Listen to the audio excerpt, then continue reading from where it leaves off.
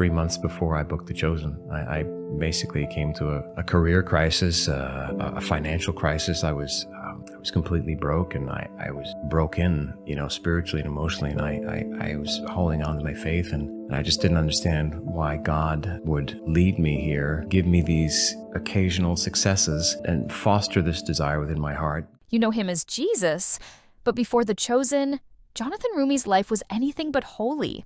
He was broke, alone, and on the verge of giving up. Then everything changed.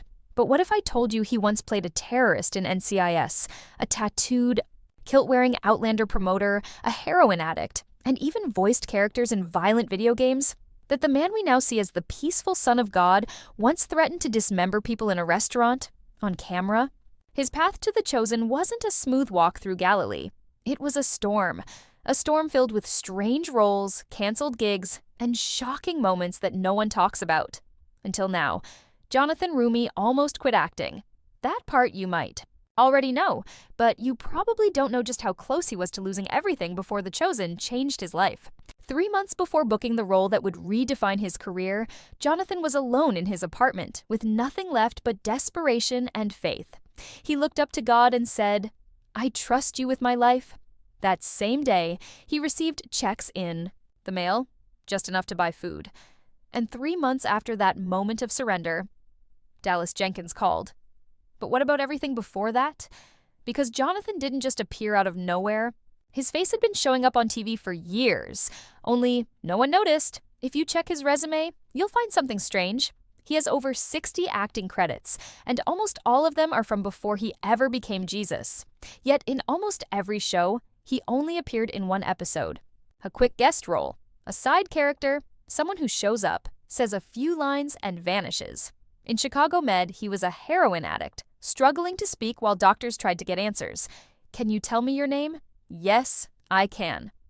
In The Mindy Project, he was a French doctor with a thick accent, handing out pills with charm and precision. Welcome to orientation and to a new chapter in your life, all brought to you by Meds France. If you've only seen him as calm, holy Jesus, hearing him in a Parisian accent is almost jarring. But that's just the beginning. Jonathan's voice has been in your home more than you think, just hidden in characters you never knew were him. He did voiceovers for Celebrity Deathmatch, a show known for outrageous cartoon violence, and played gritty characters in video games like Lost Planet 3, Fallout 4, Batman, Dark Tomorrow, God of War, and Days Gone. One of his lines? "I'm Russell. Glenn Russell. A far cry from Blessed are the meek." So how did this man go from aggressive video game roles and one-line TV parts to the most spiritual portrayal of Jesus in modern television? Let's rewind even further. In Castle, he played a photographer under suspicion. "You'll be here as long as it takes to make Matilda happy," the mantra we all live by. In Parenthood, he looked so young you might not even recognize him. He played a police officer pulling someone over. "License and registration, please." His face flashes across episodes of NCIS, Los Angeles, Law and Order, The Good Wife, Heart of Dixie, The Newsroom, and even Ballers. Blink and you miss him. But there he is, grinding, building a career 1 minute at a time, never knowing when or if the breakthrough would come. This was a man who never got called back, never got a recurring role, never got to stay, until The Chosen. But wait, it gets weirder. Did you know that in July 2017, Jonathan was working as a promotional model for Outlander? That's right. Just 3 months before filming his first scene as Jesus, he was walking around San Diego Comic-Con with the words Claire and Jamie written on his bare chest, wearing a kilt and fake Scottish tattoos. Stars had hired a group of men to promote the show, and Jonathan was one of them. It's almost unbelievable. From a shirtless Outlander promoter to the Son of God, from Claire and Jamie to Blessed are the poor in spirit. The timeline doesn't lie. July 2017, he's at Comic-Con. October 2017, he's filming The Shepherd, the original pilot for The Chosen. That's not just career change, that's transformation. But this wasn't just a lucky break. Jonathan had been preparing for something big, long before he knew what it was. He took on roles that required emotional depth, linguistic flexibility, and even physical transformation. In theater, he played Sick Boy in Trainspotting, a drug addict spiraling into darkness. In another play, Anaconda, he appeared as a tattooed, muscular killer. His appearance was so intense, reviewers said he was completely mesmerizing and delivered an astoundingly powerful performance. When you look at photos from that time, blonde hair, sculpted body, haunted eyes, it's hard to believe it's the same person. And yet, all of it led to The Chosen. Every strange gig, every one-liner, every audition that ended with a thank you but no callback, it all prepared him for the moment when Dallas Jenkins would hand him the role of a lifetime. And here's the thing, even now, Jonathan doesn't take it for granted. In interviews, he talks about the years of struggle, the roles no one remembers, the faith that held him together. He was the actor who never got to stay, the guest star, the extra, the voice in the background. Until God said, now. Before Jonathan, Roumie was seen by millions as Jesus. He spent nearly 2 decades being overlooked. He was the guy you never remembered, the character you forgot by the next commercial break. But behind the scenes, he was pouring everything into every role, no matter how small, no matter how strange. His filmography is a maze of missed chances, half-lit moments, and quiet defeats. And hidden in that maze are roles that now seem haunting, almost prophetic. Like the time he played a man being baptized, not as Jesus, but as just another lost soul, washing away the past. Or the priest he once played in a short film, delivering a funeral prayer over a casket, his voice shaking with emotion. These roles came and went, but they planted something deeper inside him, a seed that would bloom years later when the world would finally listen. Let's talk about the forgotten roles, the ones that barely got listed. In The Good Wife, he plays a man named Richie Citrone. No major arc, no big scene, just a name. In Mencies, Los Angeles, he's a terrorist suspect. In Law & Order, he's another blink-and-miss appearance. Most of these were filmed between 2005 and 2017, a 12-year stretch where Roumie was stuck in a loop. Audition, wait, shoot a day, and disappear. And yet, he never quit. Not once. He wasn't famous, he wasn't rich. In fact, for most of that time, he was broke. He had less than $20 in his bank account at one point. Not $200. Not $2,000. $20. He couldn't afford rent. He was working side jobs just to survive. And still, he held on. Now imagine this. An actor, trained, talented, faithful, stuck in the shadows of Hollywood, constantly playing addicts, criminals, or corpses. Never seen as a lead. Never the one people cheered for. He once joked that he was TV's most dead actor because of how often his characters were killed off. And then, a miracle. Not overnight, but quietly. It started with The Encounter, a lesser-known Christian series where he first played Jesus in just a few scenes. That show didn't make headlines, but something shifted. Jonathan says that playing Jesus, even in small moments, changed him. Not because of fame, but because something stirred inside. He started praying more, trusting more, losing roles, but finding purpose. But it wasn't easy. He faced rejection after rejection. Casting directors didn't see him as a lead. Some said his look was too specific. Others told him flat out, "You're not what we're looking for." His own agents grew tired of trying. His dreams felt like a joke. But then came The Shepherd, the original pilot for The Chosen. Jonathan almost didn't audition. He thought it was just another project that would lead nowhere. But when he read the script, something struck him. He wept. Not because of a line, but because it felt real. Like this was the moment everything else had been preparing him for. And it's strange, isn't it? That all those forgotten roles, all those random episodes, Entis, Ballers, Criminal Minds, My Crazy Ex, somehow trained him to step into the most sacred character in history. He knew how to act through silence, how to hold pain in his eyes, how to carry the weight of the scene without stealing it. Because for years, he was never allowed to steal it. He had to make impact in seconds. And now, with The Chosen, he was finally given the space to breathe, to become. But there's more. Because while the world now sees him as a calm, holy figure, Jonathan's early roles were anything but pure. In Castle, he's suspicious and cold. In Mind of the Married Man, he's sarcastic and sleazy. In Celebrity Deathmatch, he voices outrageous, even violent caricatures. It's almost surreal, the contrast between who he played and who he became. One day, he's yelling profanities into a microphone for a video game. The next, he's walking barefoot through the Jordan River. The same man, the same voice. But now, delivering the Sermon on the Mount instead of military orders. What does that say about him? It says he didn't come to this role with ease. He came with scars, with doubt, with hunger. He once said, "You have to hit bottom before you find God." And Jonathan didn't just hit bottom, he lived there. For years, his story isn't a straight line, it's a spiral. From voiceover booths to failed auditions, from being mistaken for waitstaff on set to playing the most watched Jesus in modern history. And through it all, he never changed who he was. He kept his faith, he kept his integrity, even when Hollywood turned its back. Just when you think you've heard all the twists in Jonathan Roumie's journey, here comes a chapter so strange, it feels like a plot twist from a TV drama.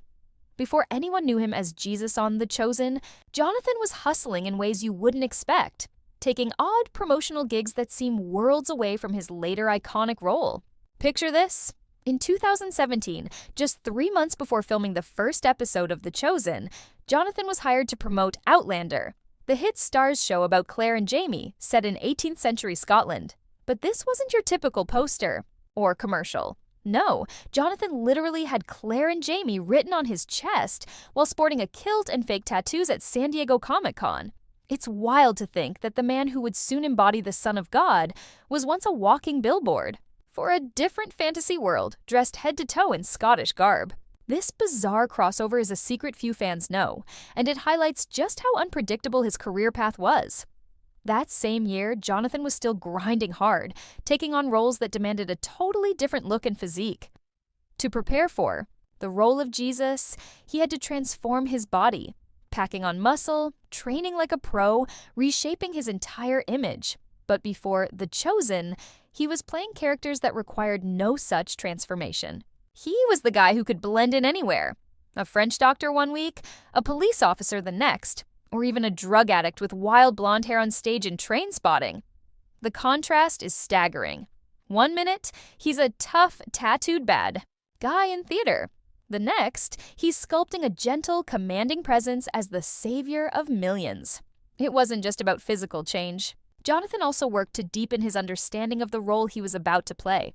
He immersed himself in scripture, theology, and the historical context of Jesus' life. He knew that this role required more than just acting skills. It needed heart, soul, and an unshakable faith. Yet, even as he prepared, the world around him was unpredictable. He was still balancing odd jobs, small roles, and that strange promotional gig for Outlander.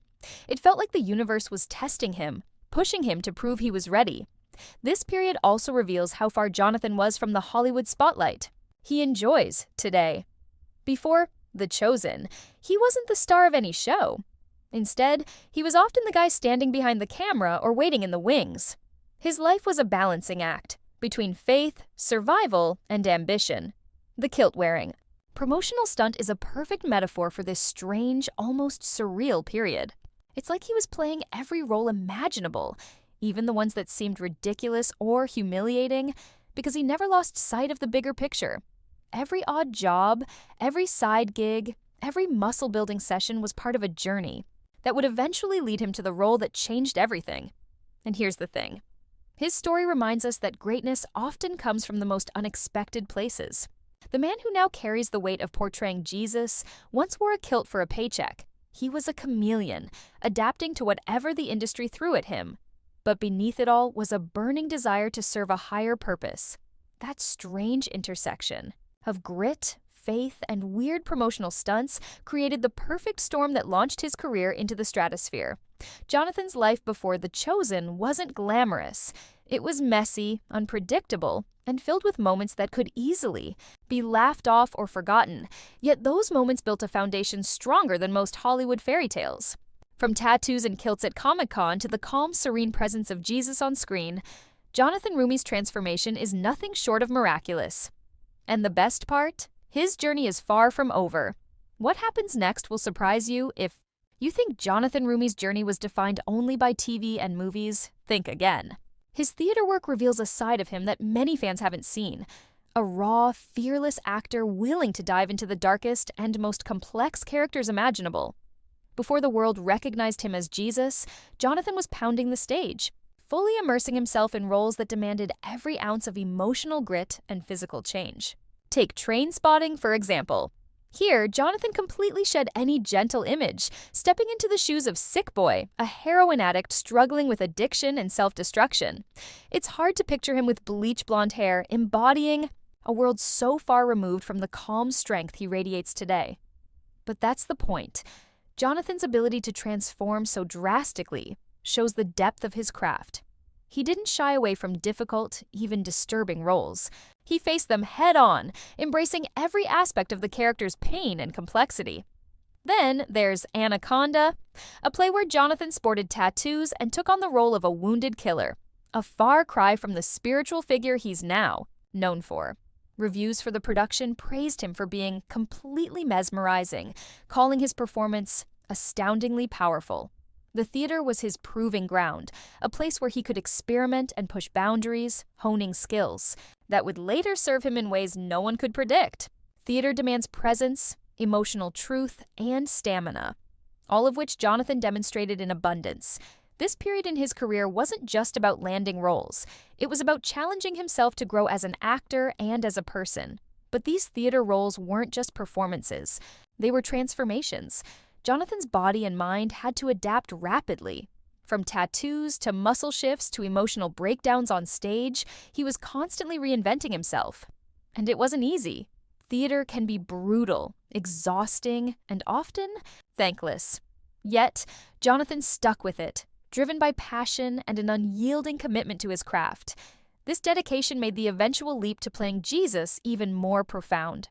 When he stepped onto the set of The Chosen, he brought with him years of experience wrestling with dark, gritty characters and complex emotions, a foundation that enriched his portrayal of the most iconic figure in history. What's even more striking is that despite these intense roles, Jonathan never lost his faith or sense of purpose. In fact, his spiritual journey ran parallel to his artistic one. He often speaks about how acting was more than a career. It was a calling, a way to reach people and share stories that mattered. This blend of faith and artistry created a powerful synergy. Every character he played, no matter how small or twisted, added layers to his understanding of humanity, suffering, and redemption, themes central to Jesus' story. Theater also gave Jonathan a rare kind of freedom. Unlike TV and film, where the camera decides what you show, the stage demands your full presence every single night. There's no hiding behind edits or multiple takes. Jonathan's success in theater speaks volumes about his raw talent and discipline. It's where he learned to command attention, to tell stories that grip an audience's heart and don't let go. This intense, immersive experience prepared him in ways no other medium could for the role that would make him famous. So, before you think of Jonathan Roumie just as the face of Jesus, remember the journey through tattoos, drug addict roles, and killer characters. That theater phase was a crucible, burning away doubt and sharpening his skills until he emerged ready to take on his destiny. And it's that gritty, fearless spirit that makes his story so compelling. A man who faced darkness and came out shining, ready to portray the light. So next time you watch Jonathan Roumie bring Jesus to life, remember the wild ride that got him there. The theater tattoos, the voiceover roles in video games, the gritty characters on TV, the Outlander chest tattoo, and the unwavering faith. That carried him through. His story isn't just about an actor playing a role. It's about transformation, resilience, and the mysterious way life can surprise us all. What do you think about Jonathan's incredible journey?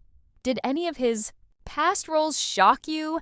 Drop your thoughts and favorite Jonathan Roumie moments in the comments below.